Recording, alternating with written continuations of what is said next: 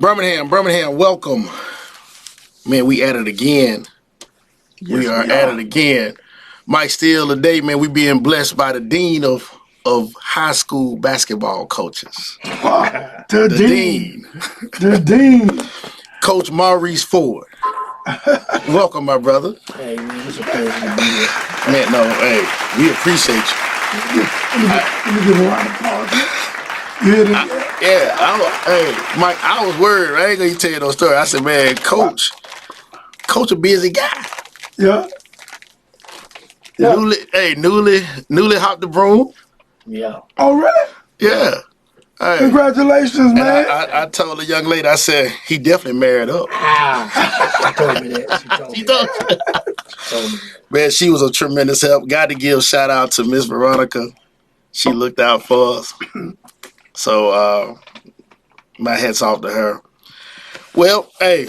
Yeah, shout out to my kids at the house, too. Oh, yeah. The kids at the crib. That letting you step on over here. Step out, man. Because you get Peyton. They let me step out, having a Trump party, all the kids at the house. So they told me I can come, but I gotta. Miss Megan, so what is she doing now? Hey, hopefully she listening to Put the your show. bugs in. Hopefully she listening to the show right now. She's sitting at the table eating some nachos when I left. Okay. Oh, y'all some nachos? Yeah. But I'm saying she's coaching. She's coaching at Carver now. Okay. She's coaching at Carver. Okay. Somebody wanted to do, but she's passionate like me with it, so that's man, what she hey, daughter like daddy. Hey, when I look at her coaching over there, stomping and doing that. No. She got that honestly. Yeah. And all the rest of you said, boy, she got that honestly. Boy, you know you coach Ford, daughter. Yeah. That's what they say. Well, speaking of Megan, she dropped some lines for you. She circumvented. High school basketball here in Alabama. One of the top names to come to mind is Coach Maurice Ford. Coach Ford has a resume that is unmatched, making him one of the greatest of all time to ever coach high school basketball here in Alabama. I have watched him pour to the success of his players on and off of the court. He has built dynasty programs from Parker to J.O. Johnson and now Fairfield. As his daughter and a head coach myself, Coach Ford has helped me with the do's and the don'ts of coaching and what it takes to make a state championship program and what it takes to become a state championship coach. I personally couldn't be more proud of my dad and all of his success. I wish him the best this upcoming season, and let's go Tigers.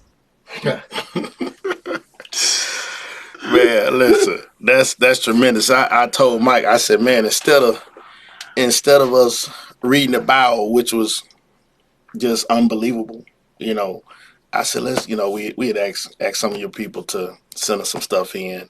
So I'm like, that'll be a apropos way to bring you in, let her kind of, because she touted some of the things that we were going to be talking about anyway. Yeah.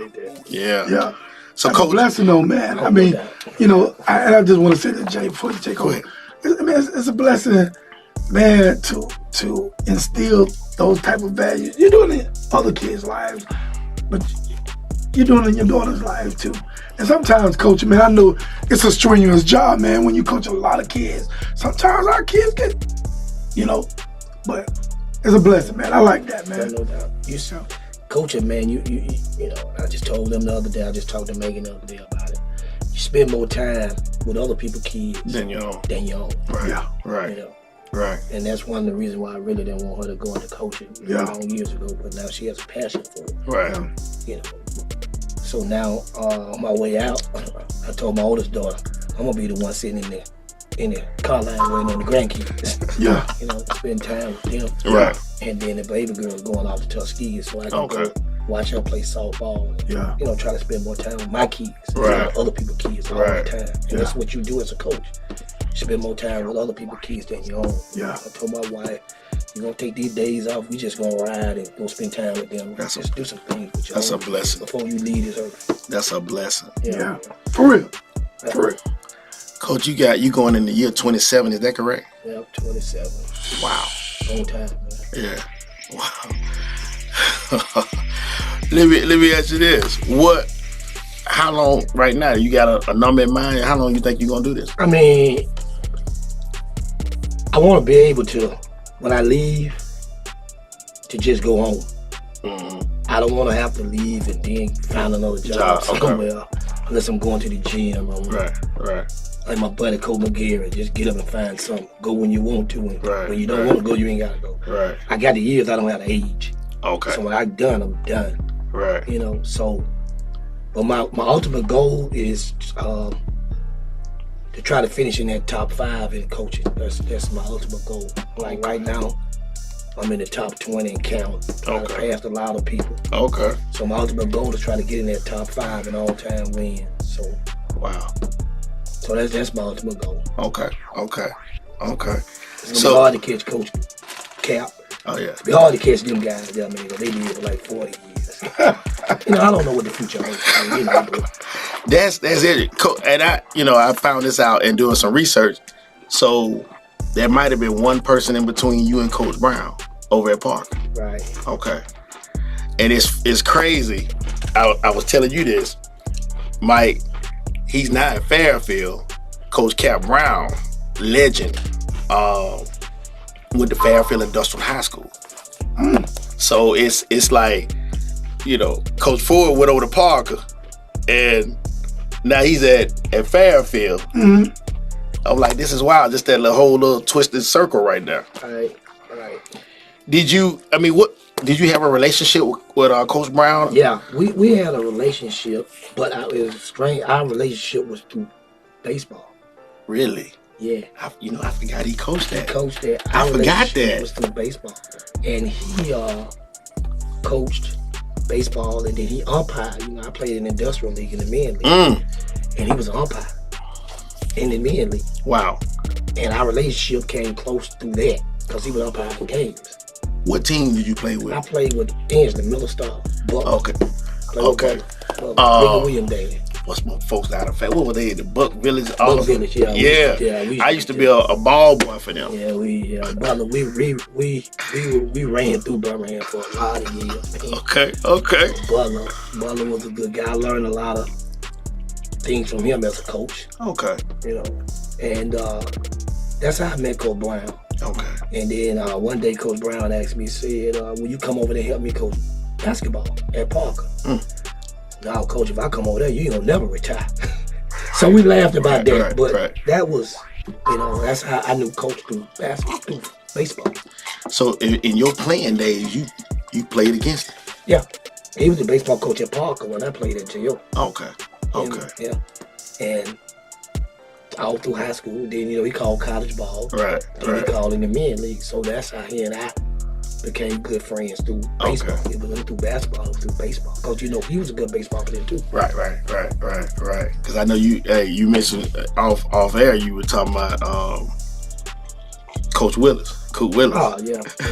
Did you ever heard that story that the scouts were coming? Came to see him and saw Willie Mays.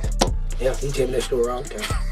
They came to see him. That's like one of because my aunt, she ended up buying the house and remodeling the house that Willie Mays grew up in on 57th Street in Fairfield. I can recall when I was in high school, he would bring us films and show us tapes of him and Willie Mays. And one of the kids told him one day, "You don't know Willie Mays." He said, "Willie, you know how." Right. He had to play with somebody growing up. Right. He didn't play by himself. Right. So, but Mr. Willis was a little farther than that. I just don't want to say it on the air when he actually said it. Yeah. But yeah, man. Mr. Willis gave me my first job. Wow. Gave me my first job when I graduated from Miles. Mr. Willis hired me as the driver's ed assistant. Go Miles. And baseball coach. I was when I came out, he gave me my first job. And Coach Carlson, which was my high school coach. Right. Made me the assistant freshman coach. And Mr. Willis gave me the baseball job. Wow. He resigned, and then gave me the job, and then it just went from there.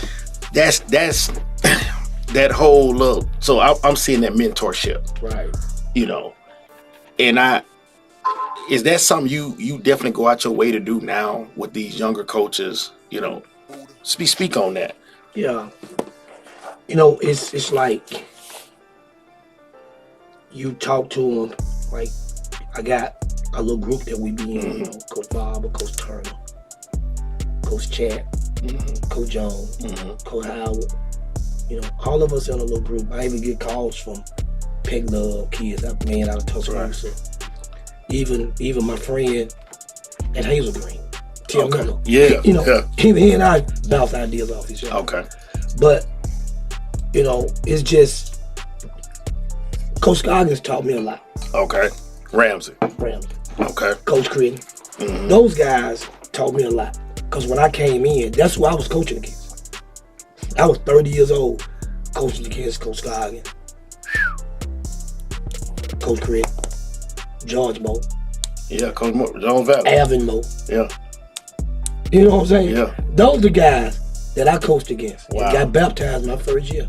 We were 6-16 at Parker. Oh, he can't coach, get rid of him. 6-16. But Mr. Wilkins, Pete Wilkins, told him I ain't worried about him coaching. Just give him a chance. Right.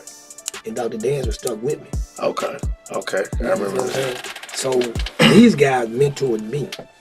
And the knowledge that they gave me, I try to pass it on to the younger guys. Because a lot of coaches nowadays get caught up in just basketball. Right. It's not all about basketball.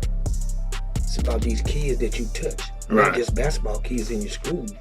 It's other kids in your school also. You and I were talking offline a few days ago. Get audience that story you were telling me about. You were at an establishment and a young man. Right. Because that was phenomenal to me. Right. I was at Parker. And a guy called him Dink. And Dink used to stay in trouble all the time. And the people that went to Parker, they know Dink. Okay. From back in the day. Dink was about 5'8". I just call it Napoleon syndrome. Okay. Stayed in trouble. Right. Stayed in trouble. So this particular day, Dink was in the back of the police car. Really? And I walk up to him and I said, man, Dink, this is what you want to do for the rest of your life. You want to go to jail and go locked up for the rest of your life. I said, you got a cramp. You work on cars, man. Wow. That's what you want to do. So I walked off. And so I'm in the little club one night. Somebody walked up to me, Coach, I've been looking for you. What's up, Dink, man? What's up? He said, Coach, I just want to say thank you. I said, what you talking about, man? He said, Coach, you remember back when I was in high school, you asked me the question, this is what I want to do. Right. And he said, man, Coach, all the way in the back of that police car, when I got locked up, wow, all I could think about is what you were saying. Wow. It's just what you want to do. And he said, from that day on, I vowed that I wasn't going back to jail no more. He said, I got my auto mechanic shop, I got a wife and 2 kids. And I owe all this to you because all I could think about was you. And I said, when I find you, I'm gonna tell you thank you. Come on, get you a drink on me, man. Right. Thank you, man. I cry. People don't look at me. I'm in the club now. You in the club? Right. They turn it up, and I'm standing in the corner crying. What wrong with Coach over there, man? That dude bothering Coach. Right. No, man. It's just a story. Right. Yeah. So when people go around and judge you and say, "Oh, he don't care nothing about him. He just worried about him playing basketball." I've heard that before. You don't know my story. Okay. You know my story. Okay. Because see, me personally, I'm not on Facebook validating what I do. Right. I don't have to go on Facebook and validate what I do because it's not your business. Right. It's only between me and that person that I did it for. Exactly. I'm not looking for no validation from Facebook fans. Oh, that was a great story, Coach. You would never know that story unless I told you. Right. You feel what I'm saying? Exactly. So all my kids know what I do for them. Right. I go far beyond the Call of Duty for them, you know. So when you get the kid they call you on Father's Day, or you go somewhere, me and my wife go out, and we get ready to go pay. Oh no, Coach, they already paid for your food. Oh, I can call you. My bonus daughter was down at your spot. Right. What you do? You send them some wings. Oh, it's on me. Yeah. You know, and that's the stuff that I be talking about when people don't know what you do. Right. I was telling you the other day, I go over to Martin Luther King. They got a team called Team Forward. Some of these kids don't even play for me. But when I walk in the gym, that's Team Forward, Coach. That's your team right there. Right. JoJo. You know, Sedano. These dudes out there playing. Just saw some data today. Yeah. You know what I'm saying? This team forward. So some of those guys you coached them before? I coached them in high school, and then they got a men league over the Kings. So but they go under. They chose to name the team Forward. See, you see on like the little team, like right now they got Team Bayheim. You know, that's sick. Yeah. I mean, that's it's like a tribute. It's paying homage. Yeah. Yeah, and they call themselves Team Forward. How you feel about that? Man, I love it, man. I was laying on the sofa. I was on the sofa. Yeah. And they called me, Orlando. Called me and said, man, where you at? Orlando. Burks. I said, man, I'm at home chilling on my sofa, man. Being when my wife come home, because if I'm not, she gonna be like, where you at? You know? Right. So, man, you gotta come to the center. So what's going on, man? Team 4 get ready to play. So what? Team 4 get ready to play. Team 4. So I'm on my way. I got up. I'm on my way. I know you did. I'm on my way. I walk in the gym. People from everywhere. Cole, what up, man? How you doing? You doing good? People from all on the east side. Team 4 get ready. Some don't even know you probably. Just know of you. Right. There you go. Yeah. And know the works. Yeah. Know his works. Yeah. You will know a man by his works indeed. Yeah. That's powerful, Jay. Yeah. So that made me feel special, man. When you walk in the gym and all the old heads, all the old guys done play that you coached against. I'm sitting on the wall. Coach, what's up, man? How you doing, Coach? Team 4, man, we finna get at your boys. Yeah. You know, halftime, I'm talking stuff. Right. A guy named Larry that be in there. I'm talking stuff. Larry, you finna get blew out now. Yeah. You know, we just having fun. Yeah, you gotta get into it now. Just having fun. You there now? I'm there now. I gotta go all in now. Yeah, you already there? I'm already there. But, you know, I just enjoy that, man. Right. Just enjoy being around. Dang. When you were in high school, did you have an idea? Okay, I want to coach. I want to get into this. What took you down that path? Man, it's ironic that you asked that, and I believe in giving people their props. Right. And Coach Mike Clearsby. Okay. That was my high school coach. Okay. He come up to me one day, and we were playing because they know I always want to be a leader. I always have been a leader.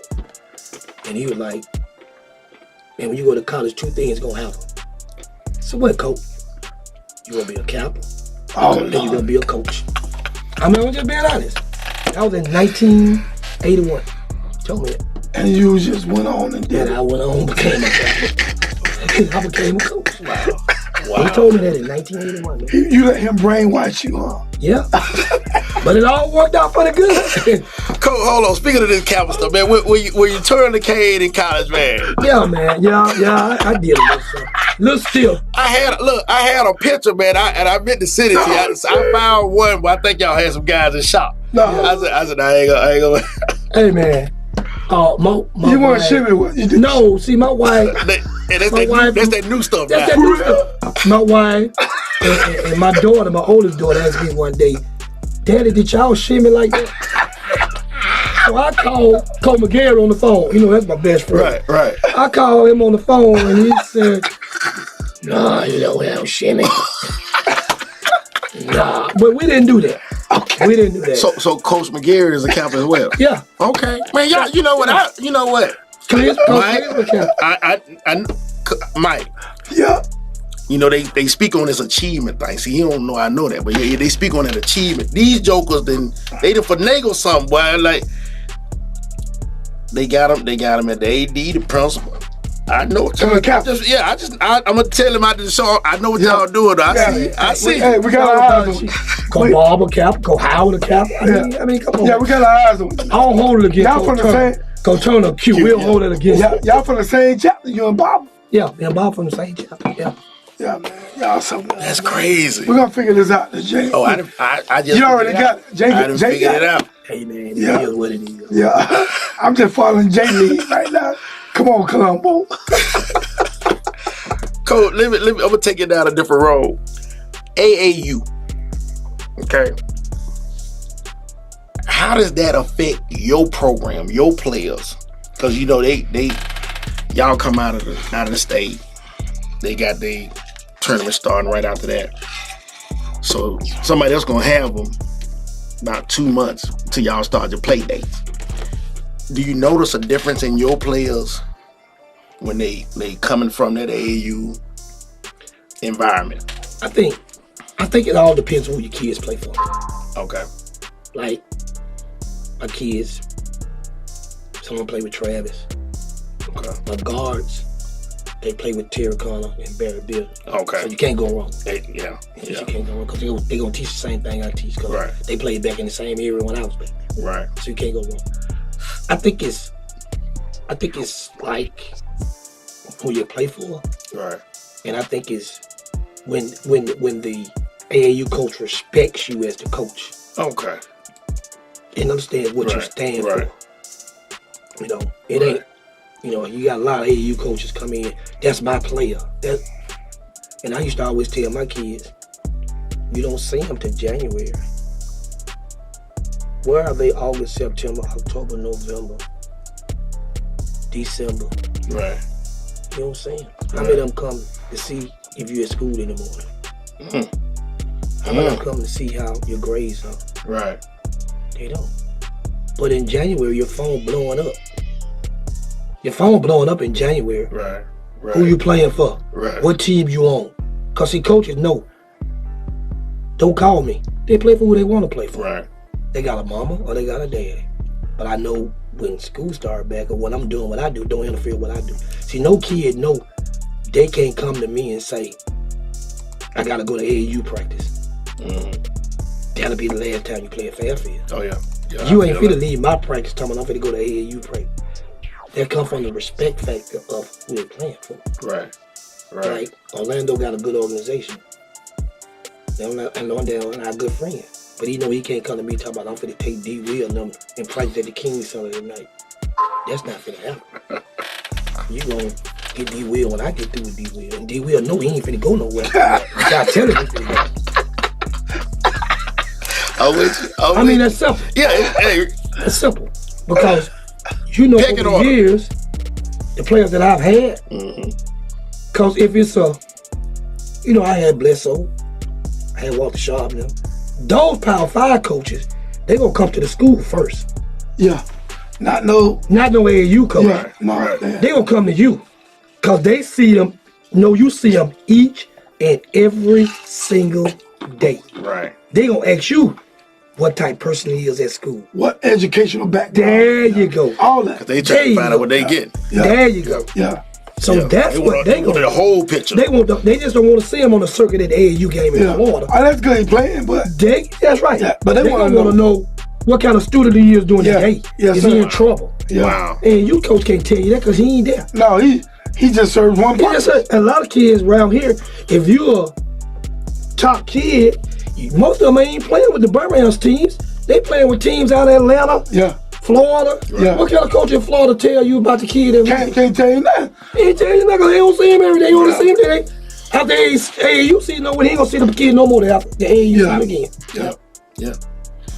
That's interesting. That's it. And I felt that going down that same vein. These trainers, that's a big business now. Oh yeah. I want to know, how does it affect your program or your players? I mean, because I know with mine, Coach Barber, he training from, by here. Right.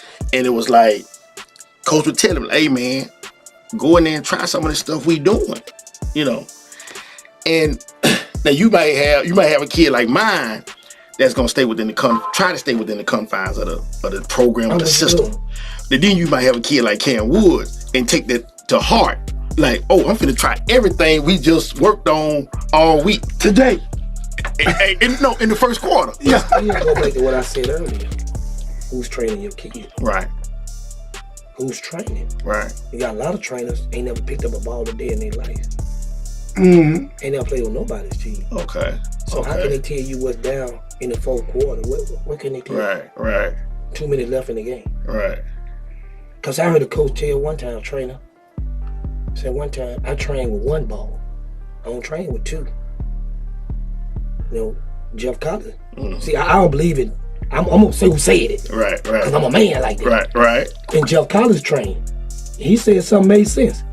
He said, Coach, I don't train with 2. I train with 1. Because you only play with 1. Because you only play with 1 in the game. It makes sense. Right. You know. So the thing about it is what you teaching. Right. You know, everybody don't teach the Euro step. I heard the coach say, I don't teach Euro because it might blow the kid knee out. You know, when you hop in, it depends on what you're doing. Right. How you doing it? Because it's just like your son played with Burkett. They ain't doing all that with Burkett. No. They're playing within the confines of the system. Right. But now it makes a difference when you playing with a coach ain't got no system now. So go get it. Just go get a basket. Go get it. You know. Right. But when you playing in the system, if you getting them ready to play in college, what they got to play in? A system. Yeah, they got to fit. They got to fit what you do. Right. They got to fit into that system. So if a coach got a system, that system might not require you to Euro around your back. Because everybody knows in Birmingham, Coach Forward, I'm a point guard coach. Okay. My point guard's going to be tight. Yeah. We ain't going to turn it over. We're going to run the team. And you ain't going to see them go around their back between their legs. Protect my ball. I ask kids all the time. We in the gym working out the other day. I asked Jeff, I said, do you see the Power 5 schools? Do you see them boys in North Carolina, Duke, Kentucky? You see them going between their legs, around their back and doing all that? No, coach, they taking the ball where it's got to go. You ain't got 24, 30 seconds. That's it. You padding it. What everybody doing? Watching you. Take where it's supposed to go. Dribbling the air out the ball. The Wilson out of it. But when you in the confines of a system, right, you know what you're supposed to do. Right. So it depends on who training your kid. Yeah. So that's where a lot of people get caught up in training. You have a lot of moms that don't understand. See, when you talk about AAU and this Little League football and this and that, you have a lot of parents, these coaches sell them a pipe dream. Everybody ain't going to the NBA. Right. No. Right. Everybody ain't going D1. Everybody ain't going D1, man. I hear coaches all the time. You D1 athlete. Question. I ask you this question. How many kids in Birmingham has went D1 in the last 5 to 7 years? Mike, I didn't know, but he name them. I don't know either. Keyshawn Murphy and Rams is the only kid that went Power 5 in the last 5 to 7 years. 16. Keyshawn Murphy. That's the one who hung with Chip all the time. You can't find another kid in Birmingham. Kobe went to Xavier. Xavier was a mid-major. He went to Xavier out of Mountain Brook. Right. It ain't Birmingham. But in Birmingham, Keyshawn Murphy from Ramsey.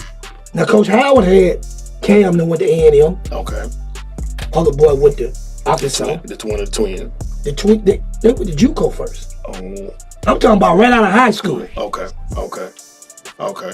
You know, the first thing they holler, they don't get no exposure. You can't make a college coach give a kid a scholarship. But the point when I had a parent tell me one time, thank you, Coach Ford. My son going to Lawson State. That's 2 years, coach, that I ain't got to pay for education. Wow. They getting 2 years of free college. Because I tell my boys, it ain't where you go. It's what you do when you get there. Right. If you go to Miles College, if you get a 4-year degree, you come out with a degree. I'm thinking that's all. I'm thinking like, you know, this thing that we call sports, athletics. It's a means to an end. It's an end. Yeah. It's an end. But what get me is when coaches tell the kids, I'm going to get you a scholarship. I tell kids, parents, if a coach come in your house and tell you they going to get your kid a scholarship, you need it. Put them out. You're going the wrong way. Run them away. Yeah. Because ain't no coach got no kid no scholarship. Yeah. That kid gets his own scholarship. Talent gets scholarships. Oh, I got Eric Bledsoe at Kentucky. No, I didn't. Eric Bledsoe got Eric Bledsoe at Kentucky because Eric Bledsoe can play. Wow. Let me tell you this. Can I say Sharp. Mississippi State. No, he went to Mississippi State because he can play. Wow. What do you say to parents? And it just, since we're on this topic, what do you say to parents that see their kids as a means? You know, like tell them, hey, meal ticket. Yeah, the meal ticket, you D1, you this, you that. I mean, like, what can we tell parents to I guess I want to say educate them? Well, me, personally, because I can't speak for nobody. I'm never going to speak for another coach. I got you. I'm never going to speak about your program, because I don't know what happens in your program. Right. But if a parent come to me, yeah. See, people that know me, know I'm a religious person. And see, what God got for me is for me. Right. God might not, your son might run 25 touchdowns in Little League, but God might call him to the ministry the next week. You don't know what the future holds. Right. Yeah. Right. You don't know. You can sit there and say, oh, he gonna be the next Bo Jackson. He the next LeBron James. You don't know what he gonna be. Because see, one thing I tell kids all the time, them 5'8", 5'9", they in every gym. Right. Quick. They in every gym. Every gym you go in, there's a 5'9", 5'10", 6-foot guard in there. It's them 6'10s, them 6'11s, them 6'9. Mamas don't birth them every day. No. And you can't teach that height. You can't teach them. Yeah. So, and if you're a little man, you look at back in the day, David Palmer was 5'7", 5'8" at the max. Mamas don't birth David Palmers every day. Right. Yeah. Right. But get what? I remember I go to banquets, and I used to tell parents, I'm speaking. Yeah. So I tell, one day I'm sitting up there speaking, I say, stop telling kids they can be whatever they want to be. Stop telling kids you can be the mayor, you can be the president. Stop telling them that. Right. So one parent came to me, why you say that? I'm gonna tell you why I said that. Because being the president, or being the mayor, or being a governor, guess what? Somebody gotta vote for you. And all the time, the best candidate don't always win. That's right. But if I go get that degree, they can't take that from me. They can't take that degree from me. Right. So if I tell you, you can be a doctor, you can be a lawyer, you can be a judge, you can be a pediatrician, whatever. Right. Because guess what? I earned that. I don't need nobody to vote for me for that. Right. I don't need no vote for that. I went to school to get that degree. So you ain't got to vote for me to get that doctorate degree. I don't need no help. I don't need no help. That's controlled by me. Right. Not by nobody. That ain't by you. That's controlled by me. Wow. So that's what I tell people all the time. Push that. So, but how can I judge you when I don't know you? You can't tell me what going in my practice at Fairfield. You can't tell me what going on my kids at Fairfield.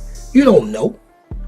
See, because when people don't have the information, they use their imagination to try to put you in the limelight that they want to see you in. You don't know nothing about that. Because I ain't in your... How can I come and tell you what's going on in rings around the clock when I ain't there? Right. All I know is every time I eat them, they good. There you go. There you go. And I'm going back. Right. You know what I'm saying? Right. Because if it wasn't, I wouldn't call you during the playoffs. Hey man, bring me 100 pieces of chicken. Coach, I have them there in an hour. If they wasn't good, I ain't calling you. Yeah, that's true. But I'm going to tell you how to fix your chicken. Right. I can't. I can't. Interesting. Coach, let me take it out in this direction here, because you said a couple of things. We got two areas we going down. I want to just touch on this Bledsoe thing. Okay, long drawn out story, but put it on a capsule for us. What happened now with Eric? Where you guys now? Is there any communication? Do you guys talk? Briefly. Okay. But now for layman's term, Bledsoe is the kid that you coach. Yeah, coached him in Parker. And went to the league. Okay. Went to Kentucky. All right. Yeah. Okay, went to Kentucky. And Mike, to the audience, Mike is a football guy. Right? Yeah. Right. So when we throw these names out, sometimes we have to do a little, little education. And let me say this to the audience too. I am producing this show / co-host. So I don't know everything that's going on. Not with this basketball. Not with the basketball. But I'm just as intrigued as you are listening. So go ahead, Jay. So Eric Bledsoe. They closed Hayes down. And when they closed Hayes down, I go over to Hayes. Right. Cause War was practicing. And they closed Hayes down. Everybody wondering where Eric going. So that joke was nice back then. I mean, he was. Oh yeah. Okay. But everybody while walking the gym, Cole Howard then was in there. He tell you, we talk about this all the time. Man, everybody want Ed Daniel. Man, I don't want Ed Daniel. I got TL, I got Chris, I got other Chris. I got some big. Right. I need that boy right there. I need Eric Bledsoe. Man, I know what I need. Right. I know what I need. I need him. He get me where I need to be. Wow. One thing led to another. I get Eric. Go on the circuit. He shine. Right. But I think I took his game from one level to another. Okay. Because Eric was laid back. He was laid back. And I used to always tell him every night, hey man, don't let nobody get no reputation off you. Because they coming to whoop you every night. Because you supposed to be the man. Right. You go kill them. You kill them every night. Right. Don't let them kill you. And next thing you know, he went from here to there, to there, to there. Next thing you know. Can you, so you feel that you can take, cause I see a kid all the time will do it when they have to do it. Yeah.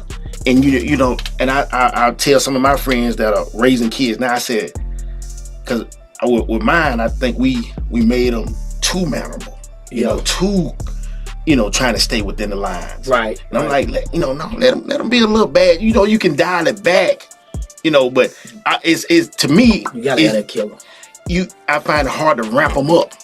So so you felt like, okay, he was a little reserved, but right. You keep pushing that out. I'm pushing him. Cause I can recall Coach Howard talking. Man, Coach Howard and I talk every day. And we call. And you talking about Coach Howard Shays Valley. Okay, all right. So we were talking about this just the other day, and we was comparing him, and I was comparing Jeff. Okay. The one I just transferred from Right. And I was comparing him, and I was saying that he kind of reminded me of Eric. Okay. Good, but don't know how good they could be. Because when I had Eric, he didn't have a mid-range. Okay. He just was playing off natural ability. So we worked. So I recall one day we was playing Woodlawn. Coach Howard bring it up all the time. And Eric came down and did something. And he said, I jumped him off the bench. Hey, man, don't start that. This ain't Hayes. We ain't gonna play like that.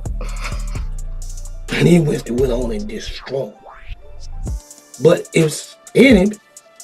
The killer had to be brought out of it. Right. We at the Civic Center playing cousin, get in foul trouble. He's sitting on the bench. I go down the sideline.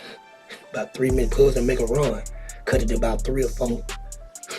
Hey man, get me to the championship game. Man say, what the? Ain't no play. Get in the ball and get out of his way. That's the play. Get the ball to him and everybody else get out of his way. Wow. Because he's either going to make the right decision. Or he going to score. Or he going to score it. Yeah. Because you can't stop it. Nobody can stop him was him. Wow. Nobody around here can stop it. Get the ball. Get out of his way. That's the play. Okay. Same thing with all the kids. A lot of balls out here at the park was like that. Right. Get in the ball. Right. Get out of his way. So them type players make you look like you're a great coach. Right. Put them in a setting. Give them something to do. But guess what they gonna do? They gonna make the right play. Sweet Pea, Sedana and them, all them boys, they gonna make the right play. JoJo, RJ at Fairfield, Diddy Boom. RJ, we gonna get back to Eric. You got something for me? Yeah. let's get on RJ. Speaking of RJ, he got some words for you. Lamont. How was it playing? That's JoJo. JoJo. I mean, speaking of JoJo, right? Did you say JoJo? I wanted RJ, but you good. Okay. But we played with him like his first couple of years at Parker. So yeah, he was real young. But we caught all the hell, all the funny times. he still fussed a lot. Like, I watch him coaching now, he don't fuss as much as he used to get on refs. We still had him kind of like fresh to being like involved in the game, like almost to where like he might have still pick up a ball every now and then. Now he ain't gonna ball no basketball, but it was real different. Like the values and the stuff he taught us, it was just different. Like, it was always take pride in what you was doing, and he coached like that. Like can't nobody out coach him, so we kind of adopted that. Like they couldn't fuck with him, they can't fuck with us. So that was the mentality we had. Like it was gotta hurt, get at that ass hurt, and it was infectious throughout our whole team. And, you know, that was, and see, that's my cousin. Yeah, yeah. You told me he was related. Yeah, well, I was trying to figure out what relation. But the thing is that those guys then, man, you know, I was young and just off the chain. I would get at your butt. You turn it over. Right. Out. Out. No nonsense. Because I demand perfection. Right. Yeah. Even to this day, I demand perfection. Right. But I'm just not as animated as I used to be. I can go there. Yeah. But my guys know that I demand perfection. And those guys took it to the heart that you can't beat us. Right. And I always tell my guys, if you keep it close, in the last 2 minutes, 3 minutes of the game, I'm going to beat them. I got you. Because that's when coaching come in. Yeah. Last 2 or 3 minutes, I'm going to beat them. Just keep it close. Right. Just keep it close. And that was their mentality. We're going to keep it close. Coach going to get us home. Wow. And they trust you that much. They trust me that much. Like, we lost the game to Winona 2 years ago. Mm-hmm. Fat. Guy that played at Winona. Mm-hmm. Came from J.O. that went to Winona. Right. Transfer. Played within a week. That transfer. But he was a transfer. Yeah. Wait a minute. He transferred in the middle of the year and played. No, but transfer. No, so we won't talk about transfers. We'll get to that. We'll get to that. Yeah. But he made a shot on me at the buzzer. Man, the buzzer beat on me. And I fussed. But guess what? When I got back, I apologized to some of the boys. That's my fault. Wow. Cause y'all got me there. It was my job to get you home. Cause we was up by 1 with some seconds left. That's my fault. And that's, you hear this all the time, Mike. A blowout is on the players. Right. Anything 6 and below. It's on coach. That's me. Yeah. Because I replay in my mind. Right. I should have double teamed that kid and made somebody else beat me. Cause I knew the ball was going to him. Right. That's my fault. But how many coaches gonna sit there and say, that's my fault. I lost that one. Don't take accountability. Right. I lost that one. Yeah. That was me.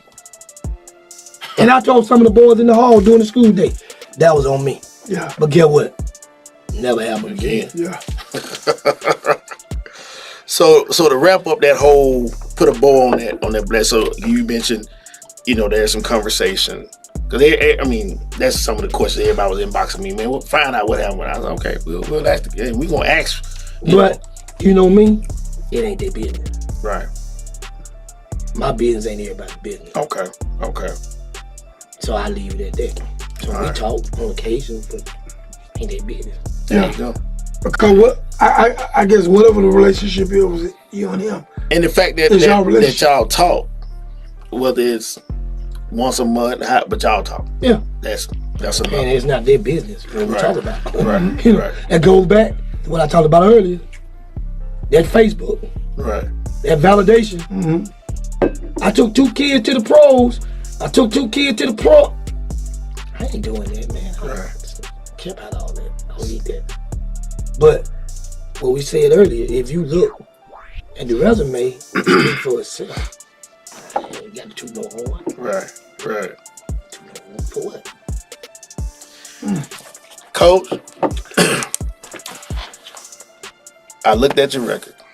All right. 500 wins. Right. I got 12 area champs. Elite 8. Okay. Several Final Fours. you have gone to the Final Four, if I'm not mistaken. I know at all 3 schools that you coached. State championship game, all 3 schools. All 3 schools. All 3 schools. So, well, you and I was talking about the other day. You don't care what they say. At the end of the day, they got to. You know what I said? Like when I mentor, I talked to Bob, talked to him the other day. You can get on Facebook. You can go in the barbershop. You can go wherever you want to go and talk about Maurice Ford. But when you get through with that conversation at the end of the day, get what you got to say. He done won everywhere he been. And I went to programs that wasn't winning. So we talked about this earlier too now. You look at it. Parker, they was good when Coach Kemp was there. Mm-hmm. Ramsey was good when Coach Scoggins and Coach Cheatham was there. Right. Hayes was Wait, hold on. What you said? Coach Scoggins and who? And Coach Cheatham. Coach Cheatham won state championship. Sure did. Ramsey. Sure did. Okay. We know it was good before Coach Lane got there. Coach Mo won. Coach Jeff at the other car had already won. Coach Critton had won at Woodlawn before me got there. So when you win at those schools, all you doing is adding on to what they had already established. Continuing to legacy. That's all you doing. Right. Continually winning at schools in Birmingham that was already winning. But let me ask you this question. When have you heard Fairfield win anything? You've been around Birmingham a long time. We never heard Fairfield. I grew up in Fairfield. We never heard their basketball team. we did a little something in football and it might have been baseball, but that's it. You never heard about Fairfield. Mm-hmm. I grew up in Birmingham. Fairfield, nobody laughed at Fairfield basketball. Right. Let's go back. I told Bob this yesterday too. When you heard him talk about Pilsen Valley basketball. But ain't nowhere in the state of Alabama these days that you can't talk about 5A basketball and Fairfield name ain't gonna come up. Yeah. 6A basketball, Pilsen Valley gonna come up. Right. So what you do at your school, these city schools, I don't knock what you do. Right. But you add on to what they had already done. Right. They're already good. Right. These schools were already winning before these coaches got there. Midfield was winning before Barber got there and already won with Jeff Moe there. Yeah. Already won. Yeah. Dookie Bender. Yeah. Dookie Bender. All you doing is adding on to what they had already accomplished. Right. Coach Jones at midfield adding on to what Coach Barber had already accomplished. Right. That's all you're doing. Right. That's it. So to sit there and criticize, I hear people chiming in. You know, you go on Facebook and read, but I don't comment. Right. Chiming in, piggybacking on other. Some of these coaches ain't got a dog in the fight. You ain't got a dog in the fight. So why are you chiming in on other coaches, what they say? So when the boys transferred. So you brought it up. I mean. It was coming. I didn't bring them to me. They came to me. But I see coaches chiming on it. So if they come to your school, you gonna you didn't send some of the one that you gonna send them back. So if Jody or D Will or Yay leave me and come to your school, the Maurice boys, I'm gonna send them back to Fairfield. No, you're not. You gonna roll up and put them out there on the court with the quickness. With the quickness. Wait a minute, so hold on. The school, all right. So for the audience that doesn't know, all right, we had 2 young men that transferred from Winona. Yeah. To, and I think I read some of the comments also. I think one of the coaches was saying transfer. It wasn't a upward move. It was a transfer within the area, in the same class. So we had 2 young men to go from Winona to Fairfield to coach. Yeah. Okay. So, coach, we had, what we had on the previous week. Right. And the coach said he hopes to help. Let him listen to it. Okay. All right. I'll bring it up. We got to play the game, man. I mean, the team they went to, You know, we don't beat them 4 out of 5 times, so okay. Coach, elaborate on that. Hold on, Coach. Wait a minute now, hold on. Because I'm looking at a lot of wins on this record here. 4 out of the last 5 times? Yeah. And see, I don't knock that. It beat us 4 out of 5 times. But it's not like you blew us out. Okay. Who won the area last year? If I'm not mistaken, you did. Fairfield, area champ. They didn't get out the area. But them 4 out of 5 times, 4 of them times. You won the wrong 4. Huh? You won the wrong 4. You won the wrong 4. But let me tell you what though. 4 out of them 5, them 2 boys that transferred was on that team. Guess what? They on the other side now. Ooh. Wait, okay. Ooh, they was on that side. Right. They on this side now. You know? But you beat us 4 out of 5 times. I mean, I don't knock that. Right. You did. Right. But let's not act like fat buzzer beater. All the games came down to the last 2 or 3 possessions. And I'm not making an transfer from jail. So wait, he made a buzzer beat on us, and we know him. Mike, you missing the, as the preacher said, you missed a good time to shout right there. Yeah, come on. So to impugn my guy didn't say anything. I'm talking about Coach Lane, but you have the public talking like it was a holy crime that these kids transferred from Winona to Fairfield, but yet and still that wasn't a problem when a kid transferred from J.O. to Winona within the same week or so. We talked about that briefly, but so that's just to kind of connect some dots there. Yeah. So and like I told you earlier, my son, he didn't transfer. I took his butt out to Spain Park and took an Uber. Yeah. But to go back to that 4 out of 5, you beat us. Yeah. Ain't no doubt about it. The record book say you beat us. But guess what? The first 2, a couple of years, Yaya and them was freshmen. Oh, they really? Were freshmen. Really? Jordan was a sophomore. Last year, 4 out of 5, they were sophomores. Guess what they now? They juniors. They juniors and seniors now. Like I always tell them, like I got this from Coach Nolan Richardson. See them puppies, a puppy do when he go out in the backyard, when he a puppy, what he do? He squat. Right. When he pee, he squat. Right. But when he become a big dog, guess what he do? He hikes their leg up. They gonna hike their leg up now. They ain't squatting no more. They lift their leg up. But see, here's the thing. We were pretty good. What happened? Because all of them was coming back. All my guys was coming back. So I know we were still gonna be good. But I heard them say, just clear this up. I know people wanna know. For people that don't know, I don't believe in not calling name. Ralph. That's what he's talking about. Okay. Ralph is on my staff. So that's the coach. Call the man name. Yeah. Ralph. Be a man about it. Call the man name. It's Ralph. Okay. Let me explain what happens. See, people don't know this story. See, remember I say, when you ain't got the information, use your imagination. 5 or 6 years ago, Ralph was at J.O. coaching. Some kind of problem happened. Something happened at Carver. Between J.O. and Carver fight. Okay. You remember that? I do remember that. The people in Birmingham blackballed that man. J.O. kicked him out, didn't want him to coach. The State Department called me because I was inquiring. Don't hire him. He ain't good for kids. See, people don't know all that. Because guess what? I ain't telling them that because it ain't their business. Right. But I'm putting it out there now. Since everybody want to talk about the man. Yeah. Guess who hired him? You. Me. I hired him. He coached my middle school for a whole year. So he was on my staff before he even went to Winona. Before the man went to Winona, he was on Fairfield staff.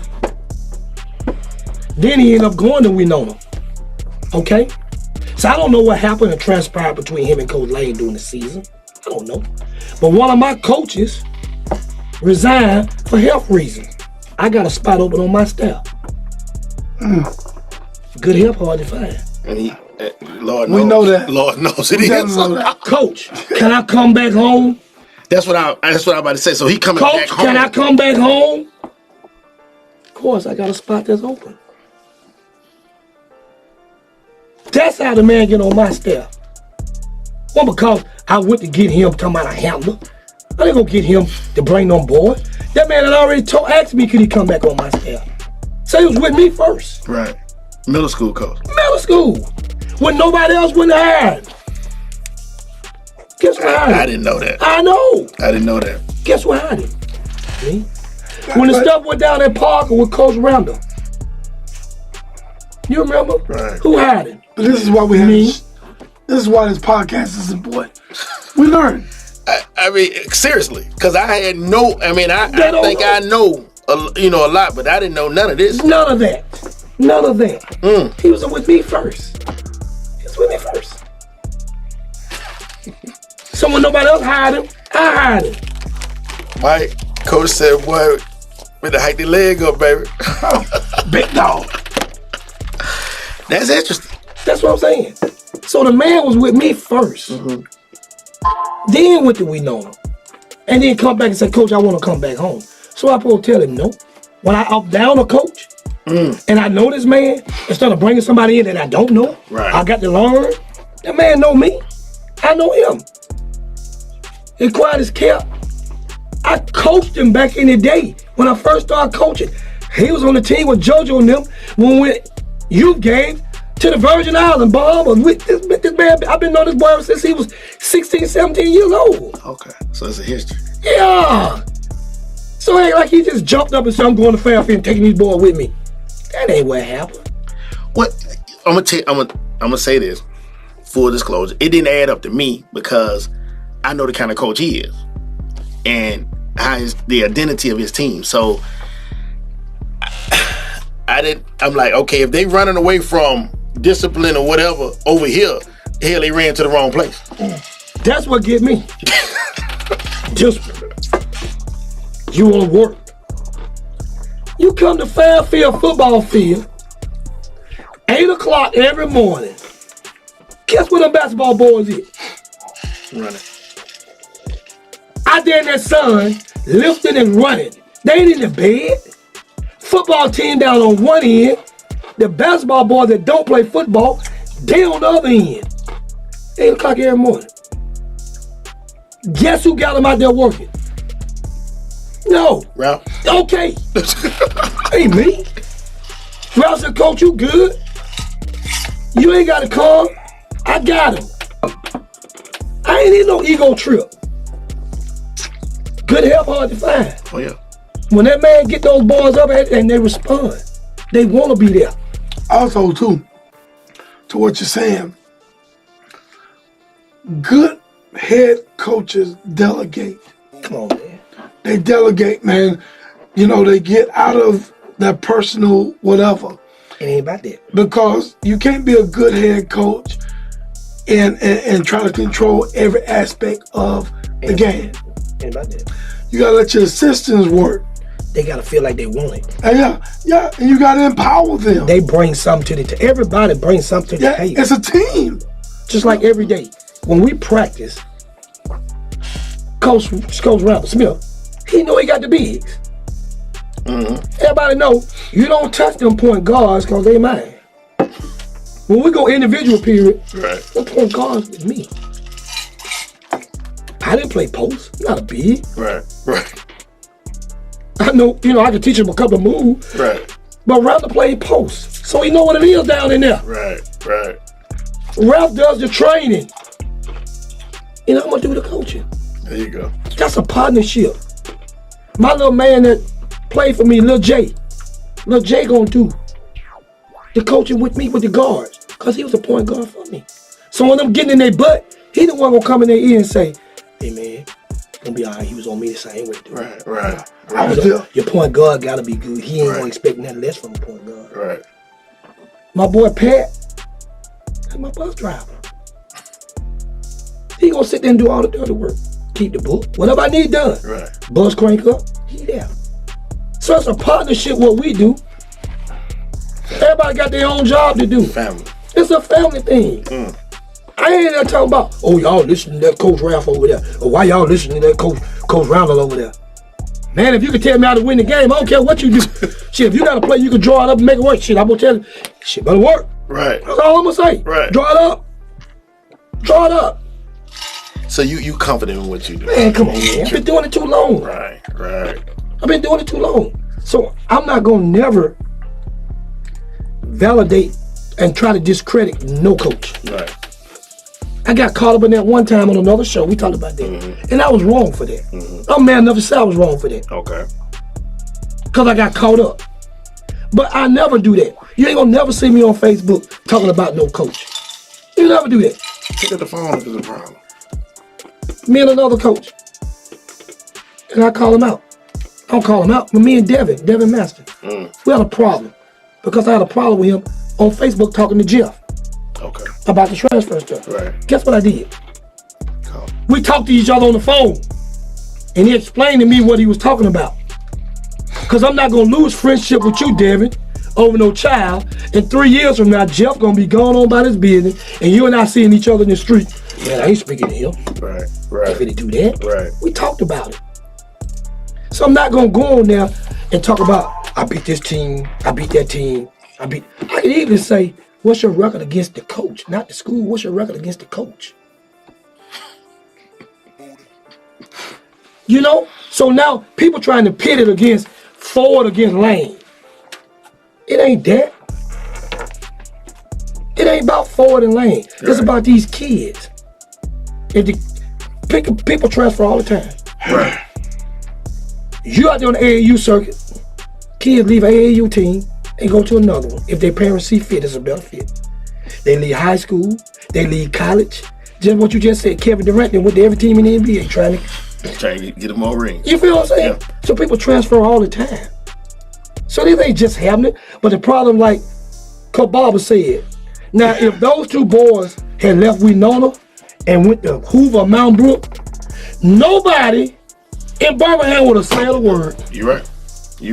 Wouldn't have said, those two boys left Midfield and went to Mount Brook. Y'all know ain't nobody from Midfield had no business going to Mount Brook. Come on, man. They leave Barber. And didn't graduate. But they leave Barber. That's what pissed me off about that now. You feel what I'm saying? Yeah. They leave Coach Barber and go to Midfield, go to Mount Brook.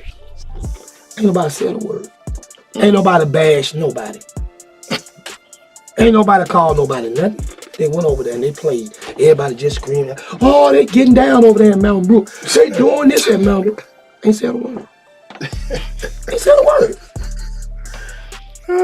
But when we do it amongst each other, where does it come? I mean, where does it come from?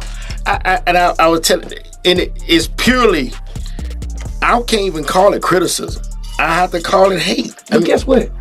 Half of the people that get on there and do it, they don't even go to high school games, man.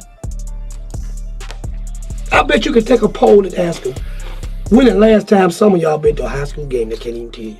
Now, if they high school winning and get to the Final Four and get to the playoffs, they in there with all their paraphernalia. Yeah. That's my school. Right. That's my school. Yeah, now, that happens all over the country. Some all over the country.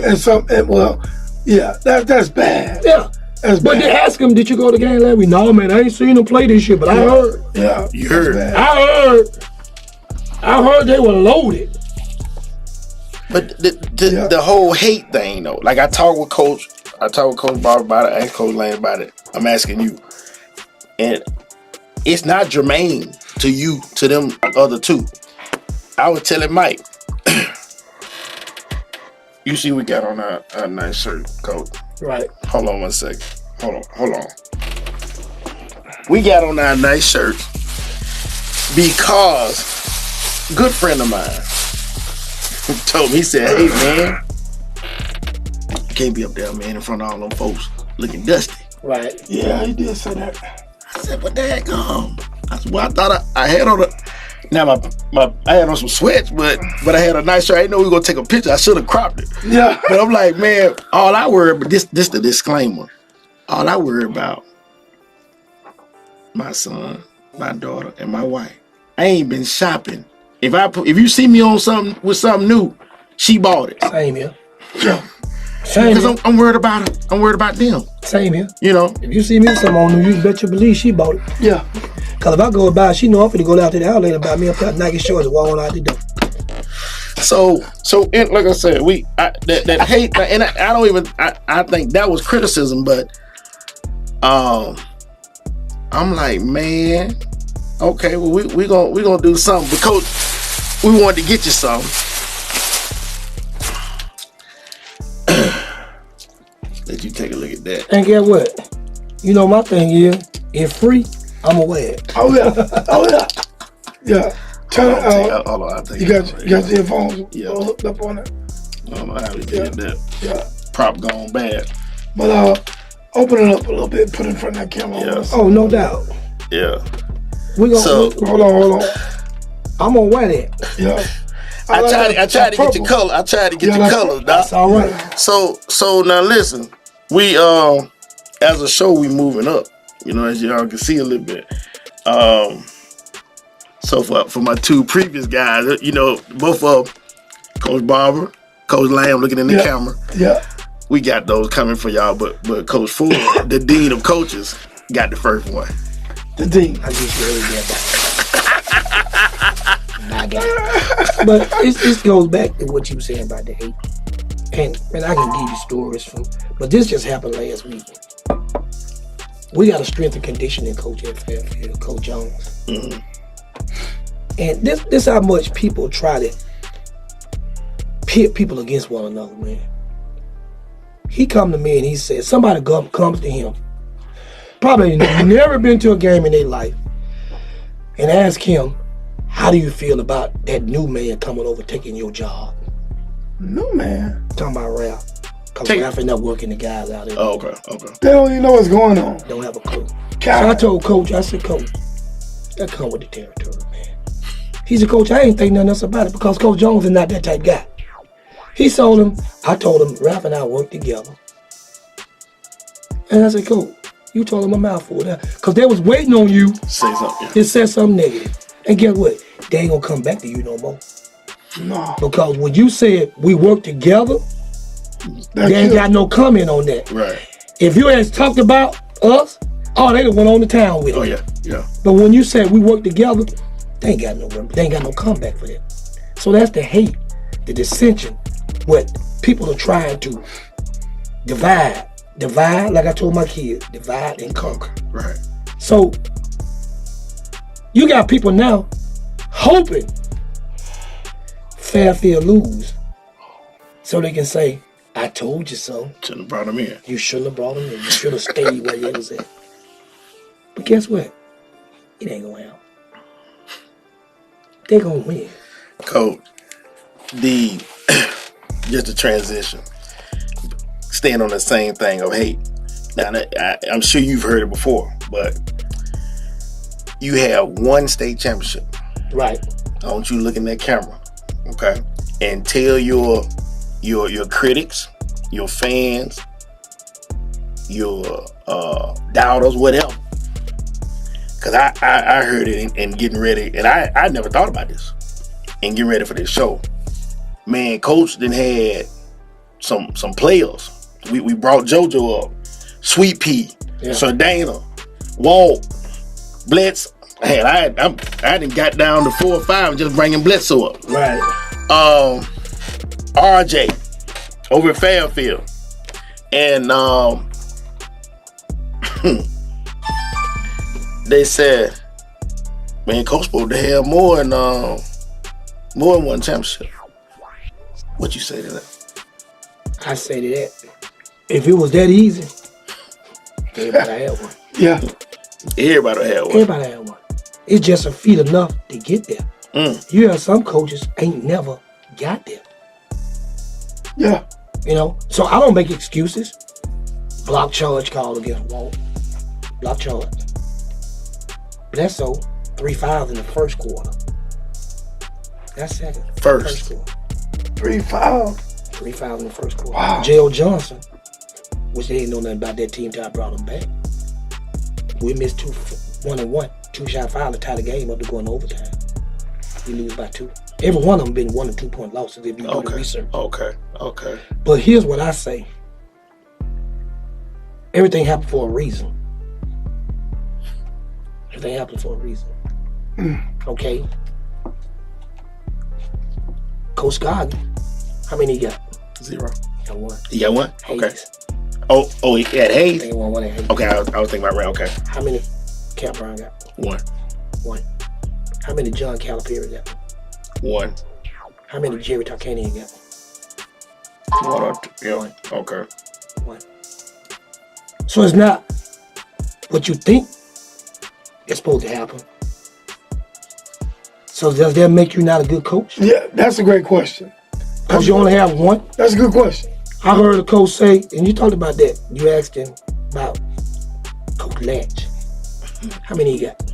0. 0. But does that not make him a good coach? I plead the film. Go ask him that. Yeah, but I'm saying, right. I know. Right. But you look at all these great coaches. Yeah. No. I look at my guys in my group. Coach Turner, been in the Final Four. Right. He ain't won 1. Right. Does that make him not a good coach? Coach Chapman ain't never won 1, but he been to the Final Four. Does that make him not a good coach? That's Coach Center Point. That's your championship. That's the one I beat. Let me ask you this, and we gonna go back to that. Did you expect to see Rams Center Point? Just honestly.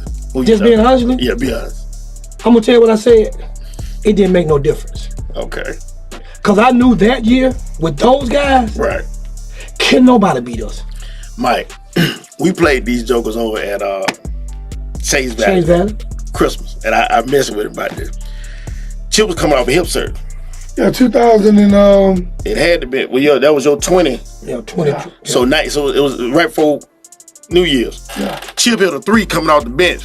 Coach, he looked over there, called. He said, "Man, we finna stop this knock."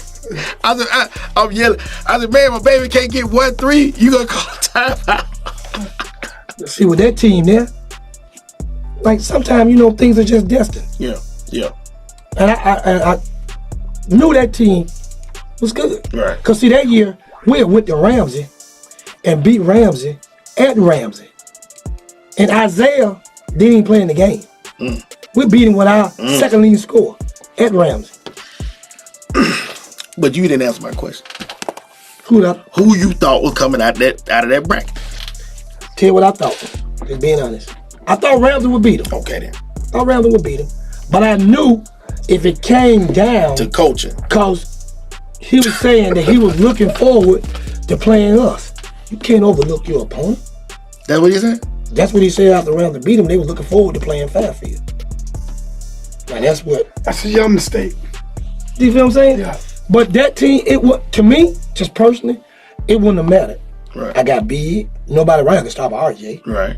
I got guards. I got shooters. We got everything we need. Everything we need with that group right there. Now RJ, tell me a little bit about RJ. I mean, like, I don't know RJ, but you don't mention his name a couple times. Man, let me tell you something. I've had a lot of kids over the years. But that kid right there, man, he is the most respectable, humble, gentle giant, man. Yeah. How big was he? 6'7". I'm 275. And he called himself the big fella. Yeah. I call him the dancing bell. I call him Lamont. What a big fella. Wait a minute, why you call him Lamont? Big dummy. Yeah. I had a shirt. Fred Sanford shirt, you big dummy. I mean, his mom and dad and them laugh all the time. But I've been knowing RJ since a little boy. Okay. It's just in the park. Good parents. Oh, man. The uncle. Now, come on, man, everybody. Yeah. Now, he seems like a good kid. Oh, he is. And this is my reference point right here. What's up, everybody? It's the big fella here checking in, man. I'm talking to you today.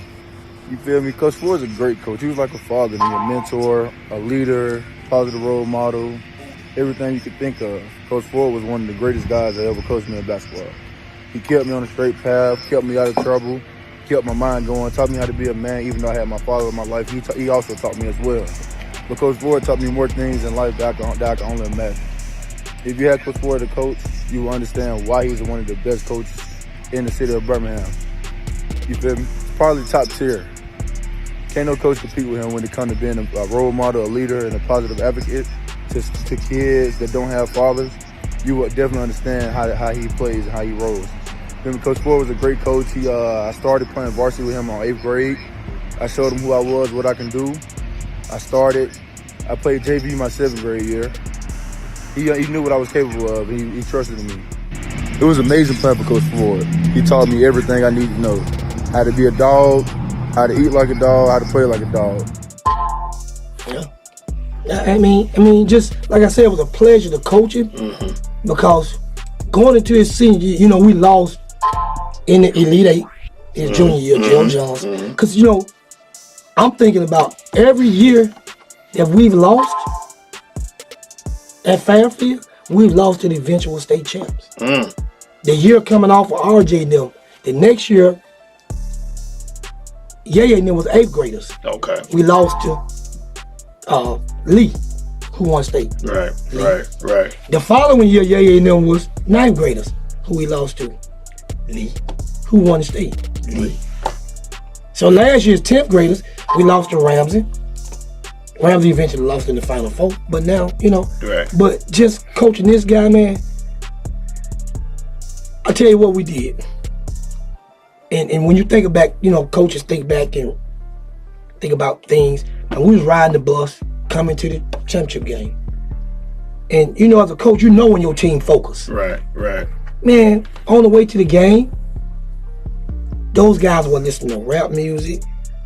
They was listening to Phil Collins. Wow. I can feel it coming in the air tonight. That's what we listened to all the way from the hotel to the city center. Yeah. We walked in the door. Center Point was sitting on the bottom row. They never looked at them. They never smiled. They walked in the back. RJ walked out the door and know what he told me? You gonna get your first one tonight. Give me the rock, though, coach. You gonna get your first championship. This our night tonight. They can't touch us. Wow. That came out of his mouth.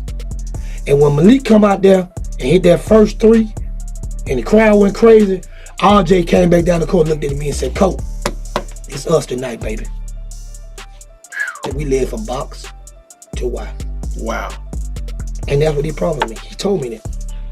That's why you can respect kids like that. Yeah. When they know what you have done and what you instill in their life. When you got people on the outside trying to break down what you build up. Right. But these kids like that, JoJo, RJ, all them boys that I've coached, they ain't gonna let you do it. They ain't gonna let you talk about Coach Ford. Right. They ain't gonna let you do that. They're not gonna do that. They ain't gonna do that. Wow. Because they know what I stand for and what I've done. Right. Running from discipline, what you mean? I'm never gonna talk about your program because I don't know what you do in your program. Right. I don't know what you do from a day-to-day basis. No. I know I'm not there. Yeah. If I hear something, it's something because somebody told me. Right. And ain't nobody gonna come and tell you that Coach Ford don't practice hard. Coach Ford ain't disciplined. Coach Ford gonna let you do I already know. Yeah, you can see that. You see that from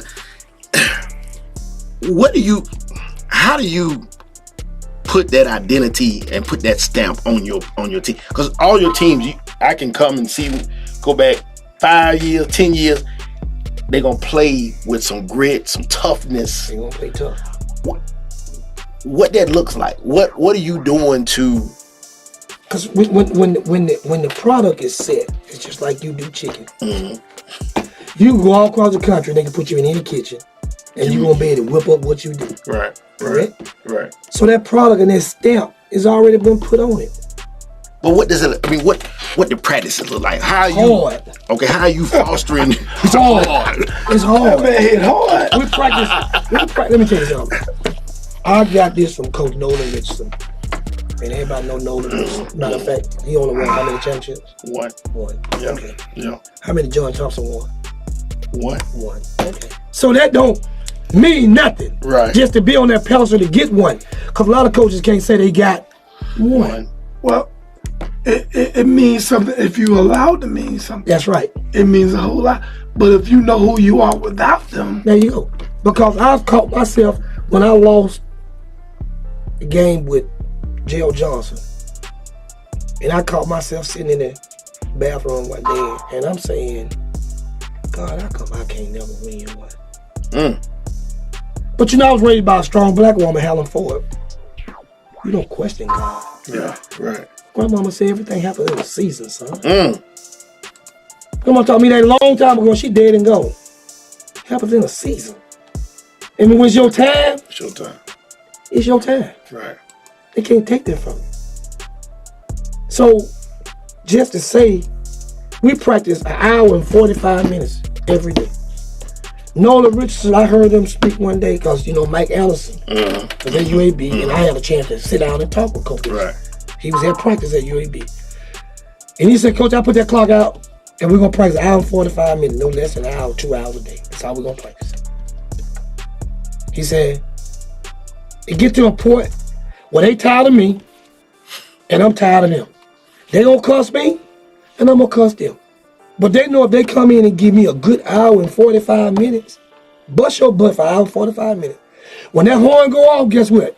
Okay. I see you on the bar. Right. And everything we ain't finished today, we'll do it tomorrow. Right. And that's been my thing from then on. I can recall Coach Scott when he retired come to me. He said, Coach, you know why I like you so? Oh, Coach, I never knew. He said, you remember that day when Rams, because everybody knew Coach Scott never played girls with boys. Right. If you went to Rams and played, your JV and boys played. Girls never played at Ramsey. See, people don't know that. It was always boys and girls. Girls played on a different night at Ramsey. They never played the same night the boys played. Coach Scott, Coach, because he didn't believe in girl basketball. Okay. He come to me. What? And he was late getting there. He come in my locker room. I said, man, you better get the hell out of here. Right. You play when I tell you to play. This is my gym. And when I come to your school, I play when you tell me to play. Said what? He come to me and he said, Ford, you remind me of me. See, you remind me of me. Your team's gonna always play hard. They're gonna be disciplined.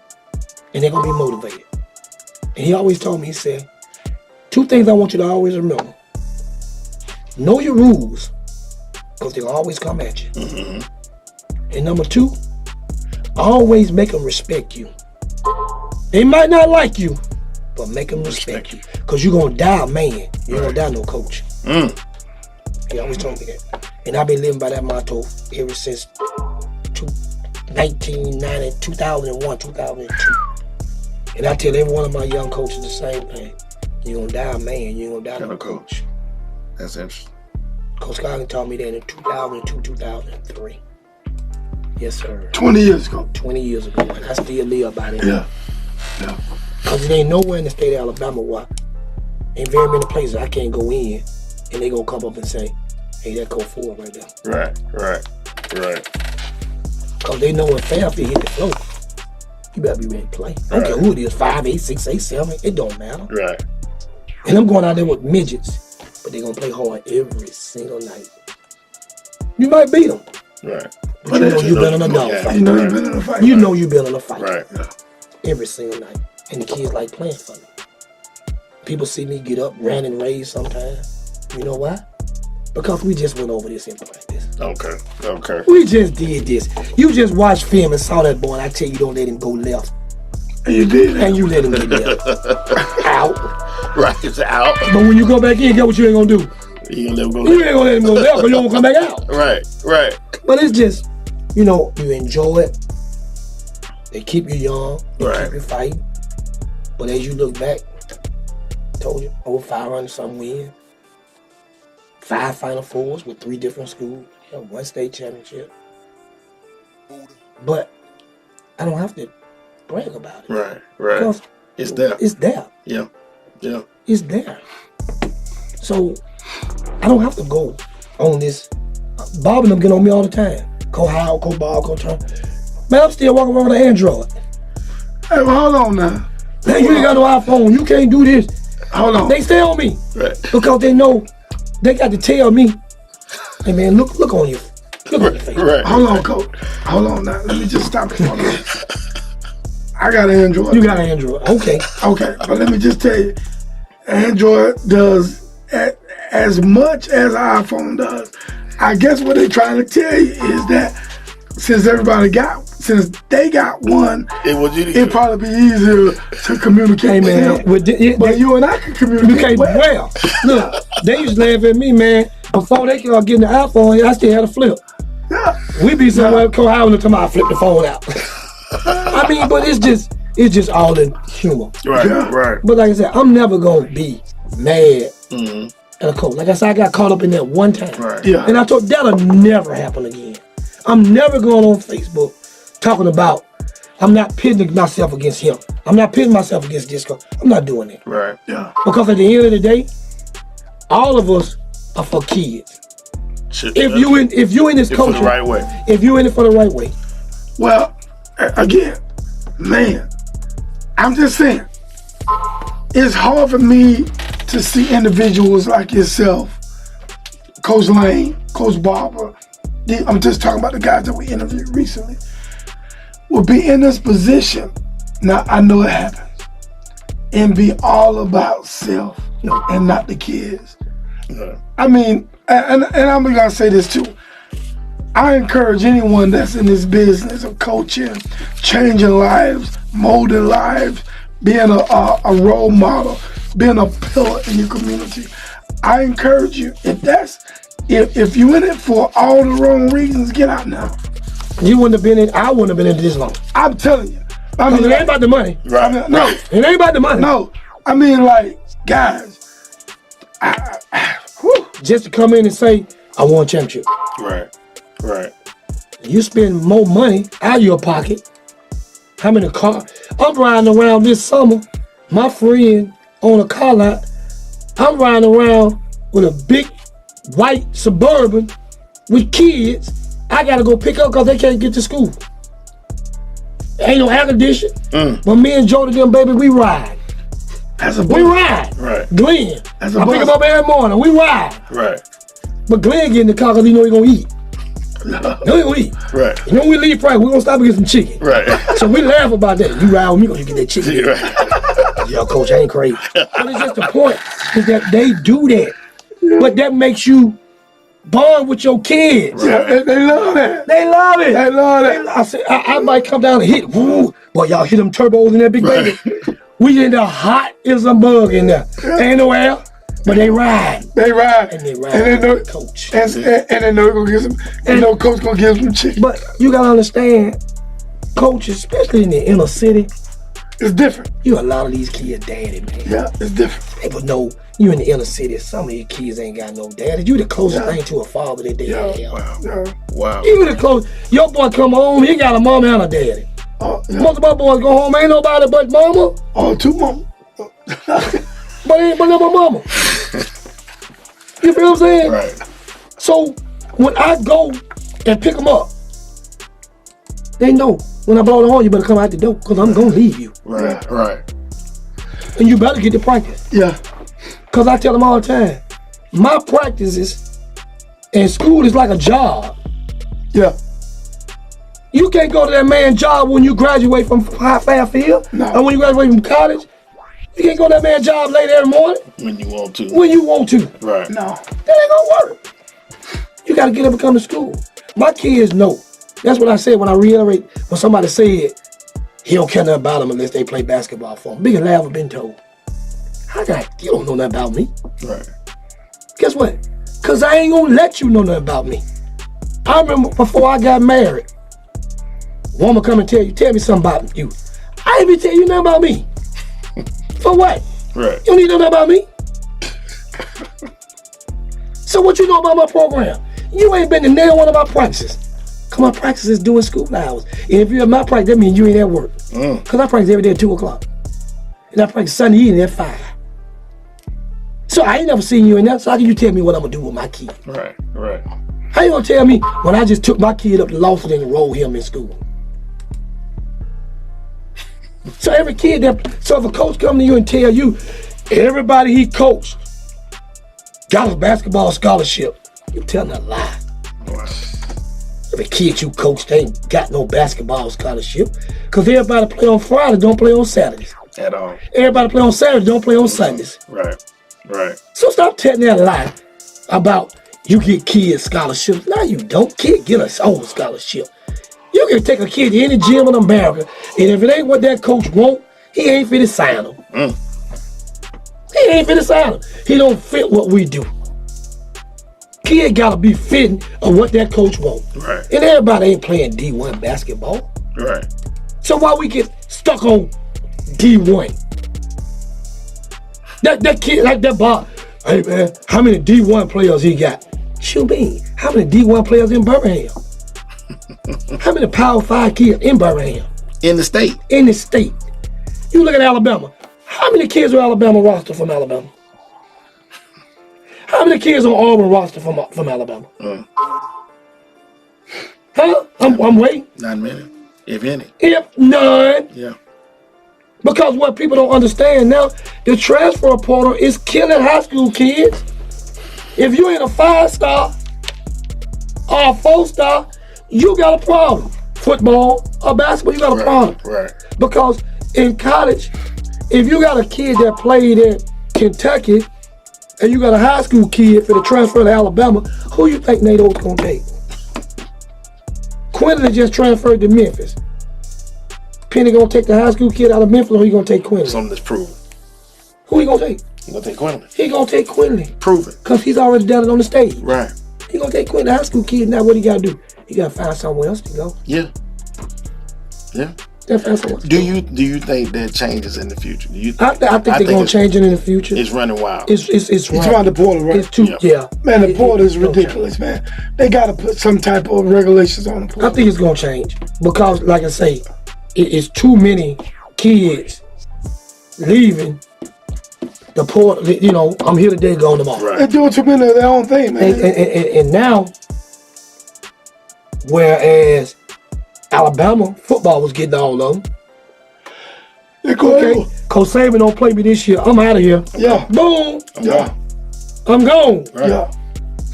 And it's bad. See, when you got powerhouses like Alabama, Clemson, and all these other schools like can't keep the talent like they want to. But the thing is, you might not be it. That might not be the place for you. If you can play, they're gonna find you. If you can play, they're gonna find you. Simple. Well, but what parents get parents get it twisted is everybody can't play on that level. Right. Everybody can't play on that level. But every parent.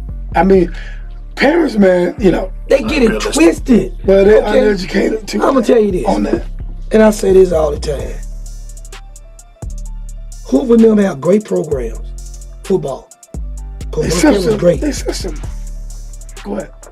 Thompson, great football program. How many of them kids go to HBCUs? Because everybody can't play Power 5. Right. No. But how many of them go to Alabama State, Alabama A&M, Grambling, Alcorn? Right. How many of them go to them schools? Because I had a coach tell me one time, years ago, he said, Coach, when we go to them schools, the coach won't even talk to us. They won't even talk to us. We can't even get in there. But go back, do your research. How many of them kids, because everybody out there can play at a certain, if you win a state championship, after state championships, that means somebody on your team can play. Yeah. And all of them ain't Power 5 kids. Somebody making some plays on the corner, some wide receivers catching balls, some running back running, some lineman blocking. But how many of them go to HBCU? Some coaches think it's a knock to go to HBCU. That's ignorance, man. But some coaches think it's a knock. But you got ignorant people out here, though. So what's the knock on going to Miles? Fred did a great job over there. Coach Robert did a great job at Miles. What's different? You ride the bus and I ride the plane. That's the only difference. Right. Because you know the difference in football is the lineman. That's it. That's it. That's it. Yeah. Because the skilled people at HBCUs can go down there and touch loose and play. Yeah. It's just the lineman. Yeah. Skill. Yeah. It's the depth in the line. What's the difference between the basketball players in the SWAC and the basketball players in the SEC? The bigs. Big man. Yeah. Because you got guards that A&M and State and them can play on that level. Yeah. They just ain't got the bigs. Yeah. It's the only difference. Yeah. And $10 million coaches. Yeah. Compared to them $1 million that they make at HBCU. Right. If they make that. But when you get that HBCU experience, I guarantee it makes you a better man when you come out. Oh yeah. If you go to Alcorn and all them places and stay for 4 years, when you come out, When you come out, you ready for the world. You ready for the world. Yeah. I guarantee you that. Like the group ready for the world. Yeah. But, it's just one of them things where I hate that people always sell these kids, especially these little 10-year-old, 11-year-old, 12-year-old. Oh, man, he D1. He 5'10" right now. What do you think about what happened if he stopped growing? Right. Yeah. What about this whole, if you will, attitude? D1 a bus. That's crazy. You ever heard that attitude? Oh yeah. But can you imagine this? Let me ask you this. When Travis Hopper and them didn't go to Alabama, they went with Coach Sanders. Mm-hmm. I'm going to respect him. I'm not going to call him Prime because he's a coach. Right. Coach Sanders. That's what he's supposed to be called. You call Coach Saban Coach Saban. You call him Coach Sanders. Right. Right. When Coach Sanders was getting them, it was a problem. But just imagine if all the Power 5 black kids went to HBCUs. What would the white schools do? They're in trouble. What would they do then? They're in trouble. What would they do then? If all those kids decide we're gonna go to HBCUs, we ain't going Power 5. We gonna go to Jackson. We gonna go to Grambling. We gonna go to Alcorn. What they do then? It's over. Huh? What they gonna do then? They have a problem with it. Right. Cause like I say, it's easy to coach pros. It was easy to coach Bledsoe. Right. It was easy to coach Walter Shaw. Simmons and the Joes. They were pros. What I told you when we was talking about Coach Latch, I heard him say, "Oh, Coach Latch, he a great coach. X's and O's. X's and O's." What you told him? I told him that day at Birmingham Southern. He was up at Birmingham Southern. He was with Coach Reeball. They was drawing on plays. He was coming into the area with us at Park. Coaching ain't the X's and O's, baby. It's Jim and Joe's. Because that right there, you got to have some people to execute that. And whatever you put out there, we're going to be prepared for it. So it ain't the X's and O's. The Jims and Joes. It's the Jims and Joes. Yeah. Okay, how good of a coach you are? They talk about John Wooden. When you ain't got Kareem? Bill Walton, Wilkes. Pat Riley. Yeah. You got...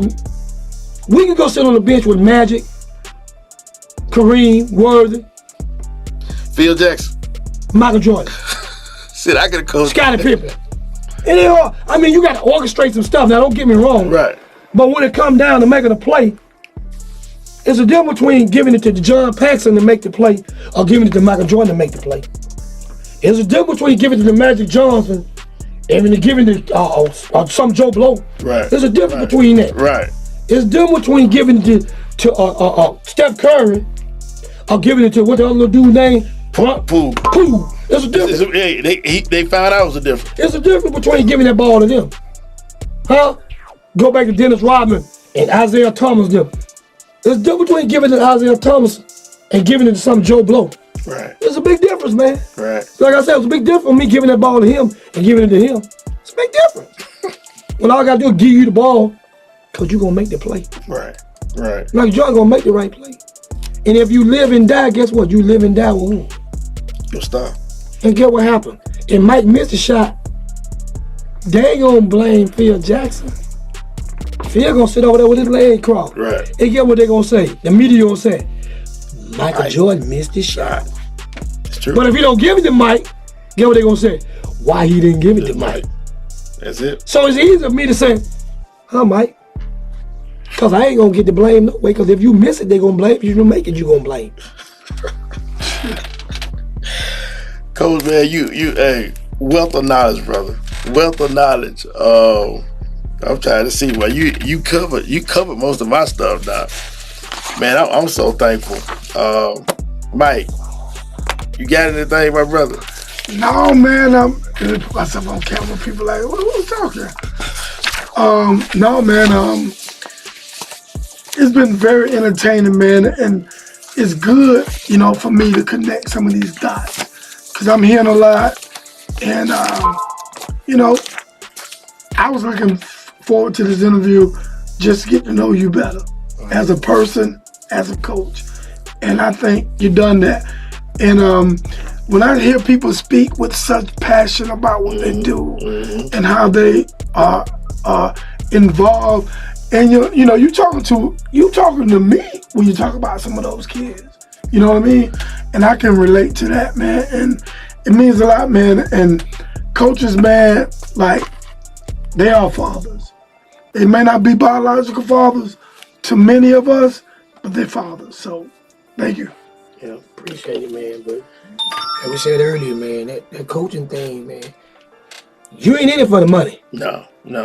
You gotta love kids. You gotta love what you do. Especially in high school. Right. Yeah. You know, when you sit there and you think about what we make for a stipend. Yeah. Right. And you got a coach over here making $9 million or $8 million or $10 million. Yeah. And you getting him ready to go to him. Yeah. Yeah. You getting him ready to go to him. Yeah. And he making $10 million. Yeah. But you know what, Coach? Let me. I want, before we get out of here, I want to ask you about that because you just brought something up. I'm looking at a text I just got, but he 4-footed. That's all I'm gonna tell you. Yeah. Okay. The difference in the over the mountain schools coach's salary versus the inner city Fairfield. What's your take on that? And the performance, the results rather. Yeah. The results are a little bit different in football than it is basketball. Mm-hmm. But you got to think, over the mountain, people have a little bit more resources. Mm-hmm. Mm-hmm. They take pride in what they do. Have you ever desired to go? No, never. Okay. Why? Never. Because I feel like I'm gonna help my own. I want that kid to come out the projects. They ain't got no grass in their front yard. Okay. Ain't nothing up there but dirt. You look through the front door, you look out the back door. I want that kid, when that mama drop him off and say, "Cole, he yours. Take care of my baby." Wow. So that's the kid I want. Right. So I got few parents that I could call on and say, my boys need to be fed, they gonna go do that. They can't call Mr. Joe that owned the pizza plaza and he drop off 25 pizzas. No, we got that covered. My parents gotta foot it. We gotta make it happen. See, they ain't gotta have fish fries over the mountain. We gotta have fish fries. Right. You know what I'm saying? They ain't gotta have it. Right. You know what I'm saying? Yeah, we get it. They drive to school, they call it better than mine. Right. We ain't got that. You know, you scream at one of them. Dad, he screamed at me in the morning, you 5. Yeah. You tell my mama, he screamed at me, what the hell you did? Yeah. Right. You did something. Right. You feel what I'm saying? He's supposed to scream at you. You know what I'm saying? No, So, but like you said, what did you do? what did you do? So they have, just like you'll notice in the football over there, they supplement might be $18,000. Well, you go out there, the concrete man, the real estate agent, the doctor, the lawyer, all of them pooled together and gave that man another $35,000 from the Boots Club. Here's a check for $50,000 from the Boots Club. Yeah. Folks ain't got that, man. Wow. So they can subsidize that. I was talking to a coach one time out of Greenville. South Carolina? Greenville, Alabama. Oh, They talking about the football. So, coach, next year this ain't gonna look like this. And I said, for real? It look fine now, huh? I said, for real? He said, said daddy, he own a contracting concrete company. They gonna come in over the summer, they gonna tear all this down and they gonna rebuild all this. For real? How much they just doing it. They donate that to the school. Wow. For real? For real. They donate it. My contracting folks, if they own a concrete company, you gotta pay them for to come out of their slab. Yeah. Man, we can't do it for free. I gotta eat. Right. No, we can't do it for free, coach. But that's the difference. Right. That's the difference. So when they're going out paying their coaches $75,000, $80,000 just to coach. So now that coach at making $160,000 in high school. Sick. Now, and it's easy. You gotta think about this too now. Now, Love ran the Papa Jack because he won. Mm-hmm. How many times you see an all-black school win football? You rarely do. You rarely do. Yeah. Because it's hard to beat Thompson, Hoover, those schools. You know why? Because they got the best blacks and they got the best whites. It's true. They got the best of both worlds. Yeah. Yeah. They're the best of both worlds. So when you got the best blacks on the field and the best whites on the field, when you got athletes of both races, you think about that. Right. It's hard to beat them folks now. Right. It's gonna be hard for these inner city schools to go across that mountain and beat them folks. Because half of them folks that's over there supposed to be over here. But you think about it. Cause ain't nobody kicking the door in and moving in Fairfield. Right. Who moving in Smithfield? Who moving in Tittersville? Right. Who moving in Loveland Village? Right. Cause if you was in there growing up, guess what you gonna do? You trying to get out. Boy, Coach, boy. You trying to get out. And if you send them back to Parker, that's because you went to Parker. Right.